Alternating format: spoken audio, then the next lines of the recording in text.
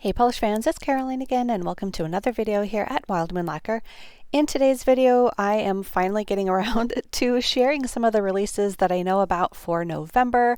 Now, I know I'm missing a lot here. I feel like I have fallen already into the overwhelmed state, probably at the beginning of the month.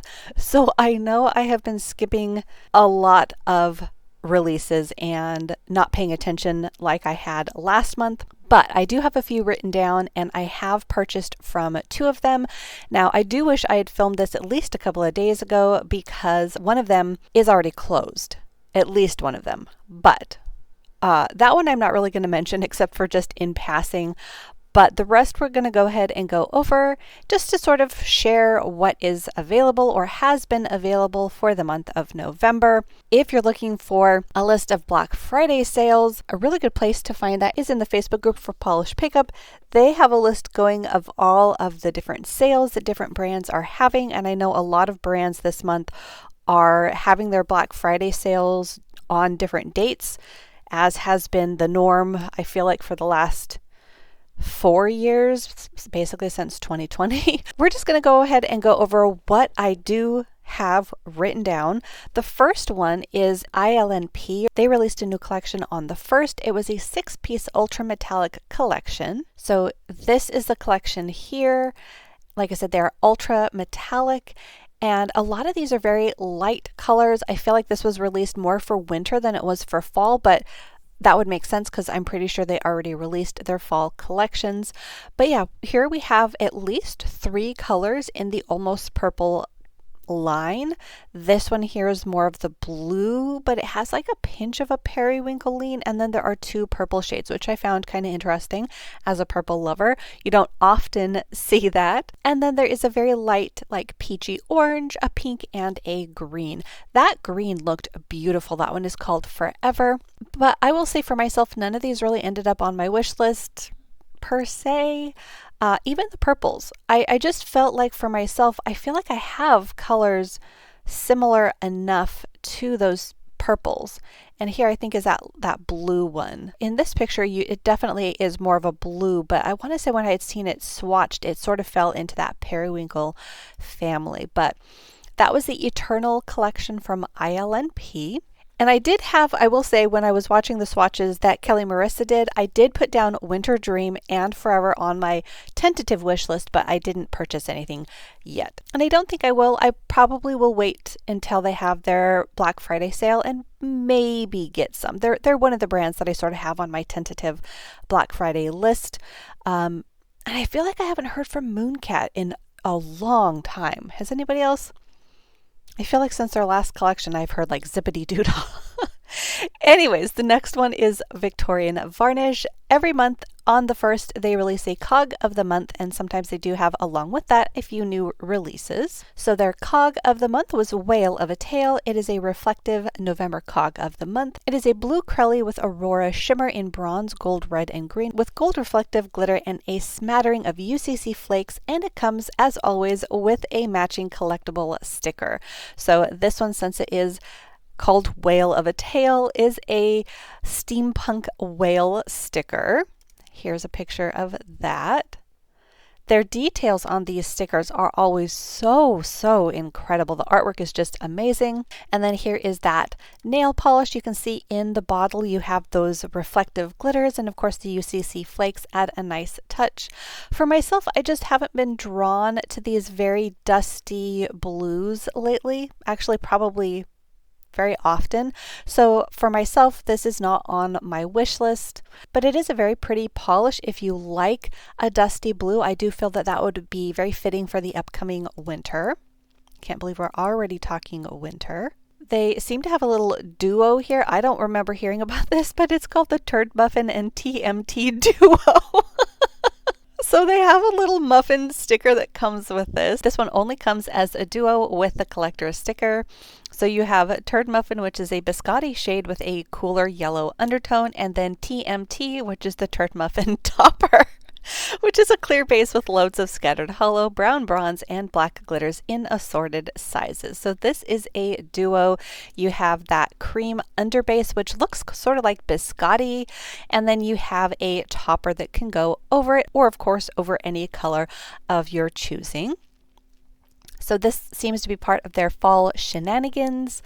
Like I said, I don't remember hearing anything about this necessarily, but that's another little item that they have released for November. They might still have some of the Pick Your Poison overpours if you were interested in any of those. I did do my haul of those a while back. It looks like they do have day 1, day 2, day 6, and then 2 of their stickers. So you can get the sticker pack, the whole Pick Your Poison sticker pack, which comes with a little like Emperor Cusco vial of llama poison from Emperor's New Groove, and then Pick Your Poison with Yzma on it. You have their bigger Pick Your Poison as well as the V for Victorian Varnish logo. At least as of filming, I'm filming on the 15th at noon. 3 different polishes are still available. So hopefully if any of those are on your wish list, you can get those before those sell out. But that is what had released for Victorian Varnish. Next up, also on the first 1422 designs, had a couple polishes released. One of them was Chocolate Please. That one did sort of make it on my wish list tentatively. At least I wanted to check it out. So here is Chocolate Please. This one is a rich chocolate brown red base, elevated with a mesmerizing blend of yellow, green, red shifting shimmer, and holographic flakes. So this one, because I am very into the browns lately, definitely caught my attention. I wanted to at least see how this one looked. As you can see, it's got a lot of different components in it. I'm seeing like those holographic flakes nicely, and then a blend of shimmer there on the nail. I will say mostly the colors that I'm seeing are more of those yellow golds, which would make sense because it is listed as yellow first, then green, and then red last. So probably right up front you're going to see more of that yellow and green, and then red at the extreme angles. And I do love the red tone of this brown base, but because of that main gold shimmer, this one just didn't really end up speaking to me. So that one is one that I'm probably going to skip on, but it is a very pretty color. I love that base. If it had a different shimmer in it, I'd probably want to get that because that color is beautiful. But that was 1422 Designs Chocolate Please. And the other color that they had for November was this one called Mum. It's the Birth Month Flower, and it's a yellow, so I don't think anyone is surprised. That one did not make it to my wish list. I'm still very, very particular about my yellows. As many new like colors and finishes and whatnot that I end up liking, yellows still maintain bottom status for me. I know a lot of people love yellows. I'm just not one of them. But that one was Mum. And they do have some more polishes available as well. A lot of older polishes, some from September and October, but that was 1422 Designs. Next up, Garden Path Lacquer had some Facebook group customs. One was November Born from the Polished Jewels Society group on Facebook. These will be available throughout the month, so that's really nice. November Born is the one that made it to my wish list, but they do have Never Such Devoted Sisters and Creature of the Night as well from 2 other Facebook groups. So November Born is a metallic play on yellow topaz with large particle multichrome shimmer that shifts orange, bronze, and green. So this is one of those colors that did really catch my attention because we have shifts in it and we sort of have this leaning towards the pruggly side of things because it's hard to describe and it sort of leans green and yellow at the same time. This one is very interesting and I might have to end up grabbing this. I love the shifts in it. I love that warm orange glow. If you can put an orange glow in something, I'm probably going to be in love with it. In fact, if the orange glow had been in that Chocolate Please, I would have been all over it. So I absolutely love the different colors that you're seeing in this. Like I said, you get a play of the green, a little bit of that golden yellow. You have a mix. And because you have an orange, that's really what for me ties it together and makes it feel like something that I would definitely wear. And in the Pruglies that I've worn, this kind of a color combination has been one that I have super enjoyed wearing. So I could definitely see this being one that I wear. And I love, again, the warm shifts of this. It is just absolutely gorgeous. And here's more of that different shifts where you can sort of see that interesting base color. That is just so beautiful. So that was Garden Path Lacquer's November Born. But then they do have this pink one. That one was for the Positively Polished group. It is a delicate pink base accented with light pink holographic micro glitter, pink shifting aurora shimmer, pink shifting aurora flakes, and holographic microflakes. So pinks are definitely one of those color families that I have definitely grown more fond of over the last few years, but I still don't love them. So they're in the like category, and there's definitely certain shades of pink that are loves, but for the most part, I don't know, I have to really find something unusual about a polish in a pink family for me to love it. And now this is inspired by these two babies. How cute is that? And while this is definitely a special polish, I by no means am taking away from its uniqueness. It has a beautiful mix of items. For me, I guess I like my pinks to have a bit more of a nuance in their color base. And this one is more of a delicate pink base, which I've said before, at least for this year, I'm leaning pretty far away from the delicate colors lately. I'm feeling more of the fall colors and the richer shades, the jewel tones, and the pruglies currently. So this one just didn't really speak to me, but if you are a pink lover, you probably want to at least check this out. See if you have anything similar in your collection, because if you don't, this one is going to have sparkles galore because it has a bunch of different things in it. So this one does say it's a charity polish. This is a team competition. So Creature of the Night will represent Team Cat, and Never Such Devoted Sisters will represent Team Dog. At the end of the month, whichever team sells more will be the winner, and $1 from every bottle sold from both teams will be donated to the winner's charity. So for the dog charity, it's all about the paws. In a second, we're going to go take a look at the other one. That one will be the cats. But yeah, if you like pinks, definitely check this one out. That was Never Such Devoted Sisters. And then Creature of the Night, another from the Positively Polished Facebook group. This one is a jet black base filled with silver holographic micro glitter, silver holographic microflakes, and small green-red shifting iridescent flakes. So again, with this one is part of that team charity. This one is based on this little kitty here. And again, same rules apply as that last charity polish, only if Creature of the Night sells more bottles, then the cats win as far as the charity goes. And the charity for Team Cat is the Itty Bitty Kitty Committee. Love that name. That is so cute. So this one is actually very pretty. I am unabashedly Team Cat, although I do love dogs as well. I just don't own any. Dogs, I think, are just a little bit more exuberant, and cats more match my personality of being calmer and a little bit more independent. We have very sweet cats. Now, we do have some little boogers among them as well. For those of you that don't know, we have 6 cats. That is not what we set out to do, but I have been a cat magnet my entire life, and how we got most of these cats was through legitimate rescue. One of them was adoption.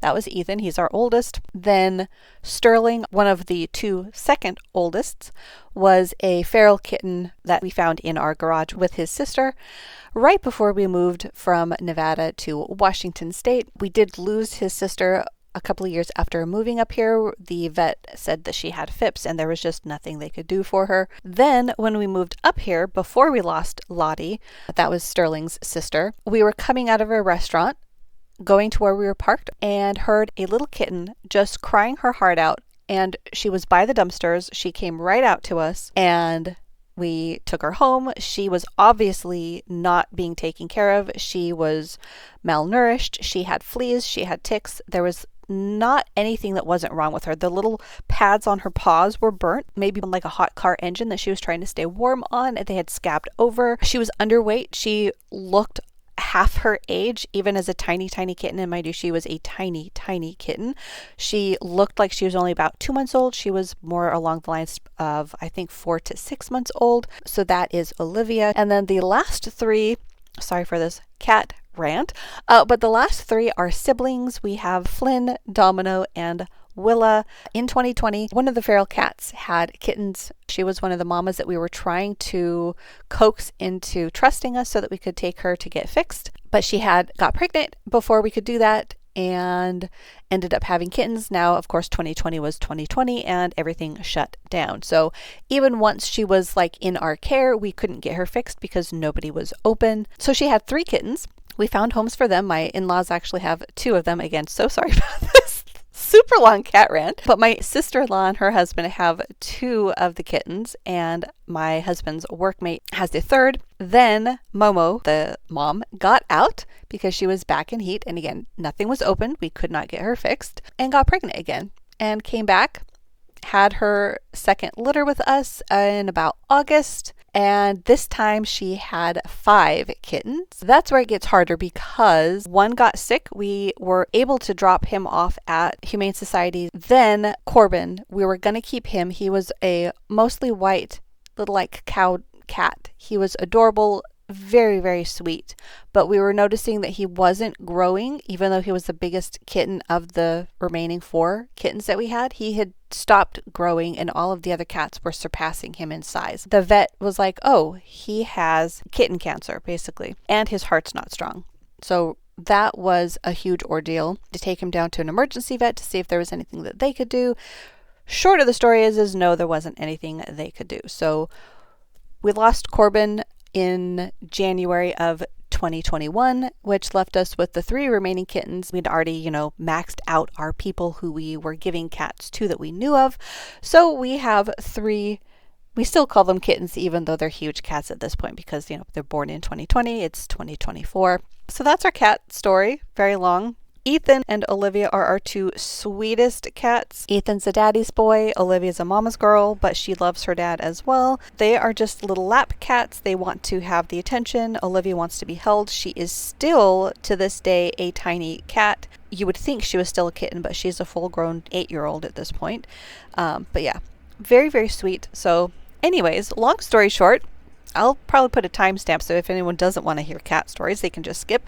But that was my cat stories, and this is Creature of the Night. This one might have to be one that I end up grabbing. We'll see how it goes. But that is a very, very pretty color, and I have definitely grown in my affection for black nail polishes in general. So we'll see if I end up grabbing that one. But that one was Creature of the Night. So one that I will say in passing, this is one that I did make a purchase of, but unfortunately I do think they have already closed their ordering window. But Wildflower Lacquer on the 4th had their last collection before their rebranding coming up in January, I believe.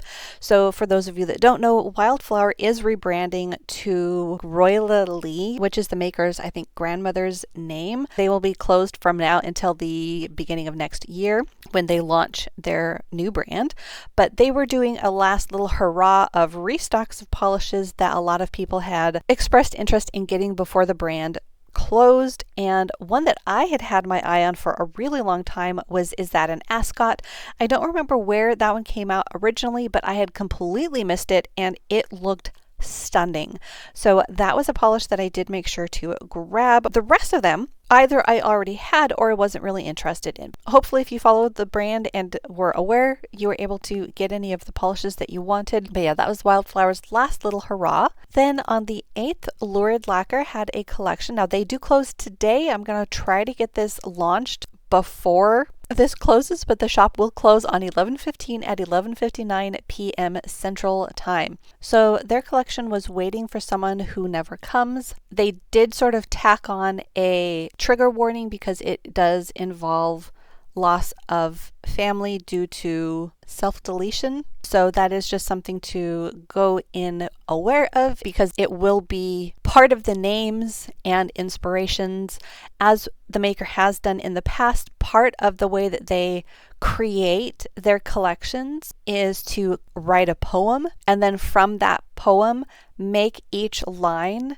its own polish name. So you can put these in order and have the poem. Obviously, since it's dealing with a heavy subject, you're going to get some names that might be darker or sadder or less than upbeat beat. But they are beautiful polishes. Feel free to pause the video and just read the names and look at the colors.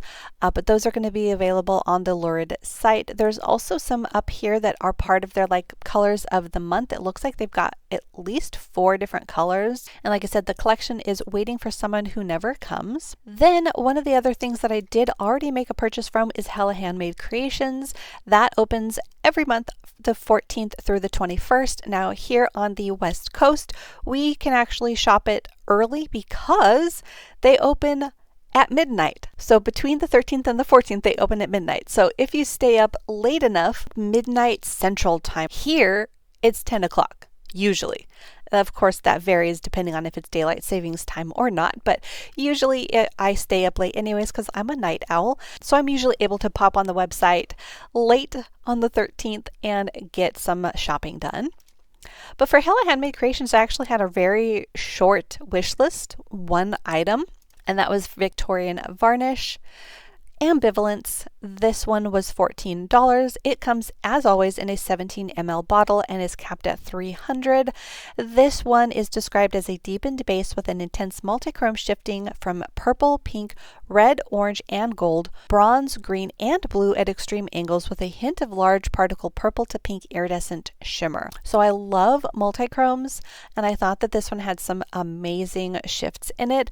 I couldn't tell, and oftentimes with multichromes it's hard to tell, if I had something similar to this. So I really wanted to get my hands on this. I do love multichromes, and I like the addition of that secondary particle, that larger particled purple to pink iridescent shimmer.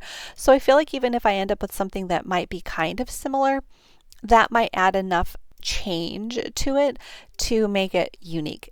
Or I can just, compare it to other colors that I might already have and then pick a favorite. But I do really like how this one is, so that was the one and only polish that I ended up grabbing. Next up is Little Box of Horrors. This is a monthly collaboration that comes out every 18th through the 30th, and this is another instance where I don't really have anything on my wish list. So the theme for Little Box of Horror for November was Director Spotlight, this time Jordan Peele.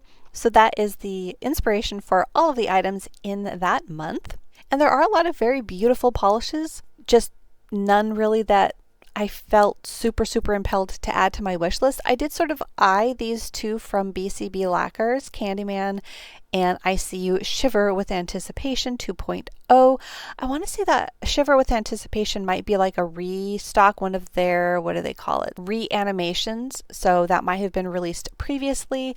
And they are beautiful polishes. I actually am kind of surprised that I was eyeing the Candyman polish because it is a yellow, it's a mustard, but it has, again, that orange quality to it because of that shimmer. So I had at least eyed that one. The Danglefoot also looked pretty. That was called the Narrator. That is a thermal. It goes to clear.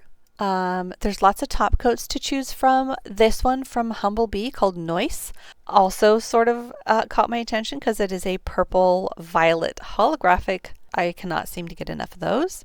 This one from Lemming Lacquer, Hell Maiden, also caught my attention because it is a beautiful, like dark, like brown leaning red. Very pretty. As did this one from Lily Pad. This is called It's Gross. This is capped at only 30. So that definitely has the potential to sell out, but that's a brown jelly filled with iridescent flakes.